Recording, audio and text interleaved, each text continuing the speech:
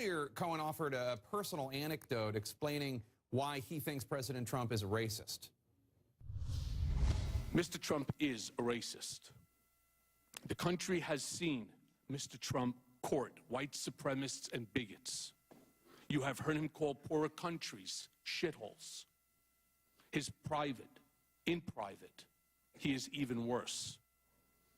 He once asked me if I could name a country run by a black person that wasn't a shithole. This was when Barack Obama was president of the United States. And while we were once driving through a struggling neighborhood in Chicago, he commented that only black people could live that way. And he told me that black people would never vote for him because they were too stupid. Well, if the president said all that, that's certainly racist. Let's talk about it.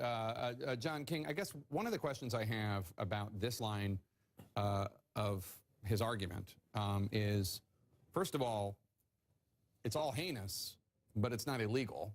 And second of all, how much of that do you think politically is already baked into the public perception of Donald Trump? Well, you've seen that play out, whether it's Kamala Harris giving an interview this week saying she believes the president is a racist. Democratic politicians get asked about this a lot. You saw in some African-American members of the committee step up and tell Mr. Cohen they believed he was right. There's no question what the president said, let's just use Charlottesville as an example, was reprehensible. You can ask the question, the delicate one, what's the role of it in this particular hearing if the idea is to explore crimes or potential crimes or illegalities or regulatory? If it's a campaign finance issue, maybe it's not a crime by the president. Does it fit there? That's a fair question.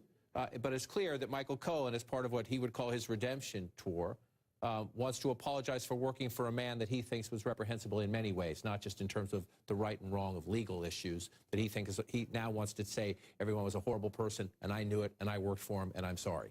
But it also seems to be one of the things that Cohen kept coming back to was he knows Trump in a way that nobody else does, right?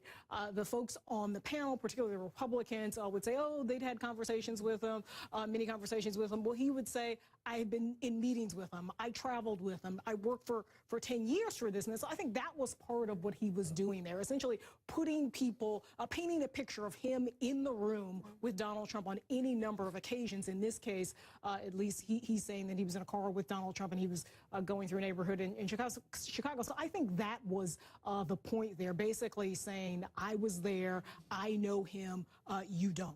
And again, obviously, it's important if the president is racist. Of course. But again, racism, racist thoughts and words are not crimes. Do you see, and we don't know this right now, but do you see the hand of Lanny Davis in here?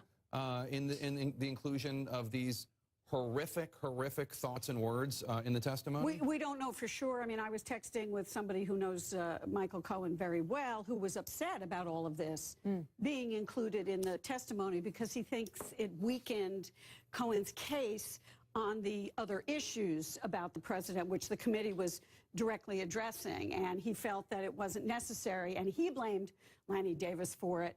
But we don't know that to be the case at all. Maybe this is something that Michael Cohen has kept with him, and I know that this is testimony he's thought long and hard about, and if this was his way of unburdening himself about his tenure with Donald Trump and apologizing, doing his mea culpa, as you put it, maybe he felt the need to say, you know, he was a racist, he was a cheat, he was a con man, and you know what? I put up with all of that, and for that I apologize. He was intoxicated by it. Right, and this could have come, you know, this could have come from Michael Cohen saying, I'm just gonna put everything all out there because I'm embarrassed and ashamed. Nia, let me just ask one of the points we talked about this earlier, but since it's relevant specifically to this conversation, Congressman Mark Meadows, an ally of the president, head of the Freedom Caucus, basically, in case of emergency, break glass and brought out Lynn Patton, a former Trump Organization employee who now works at the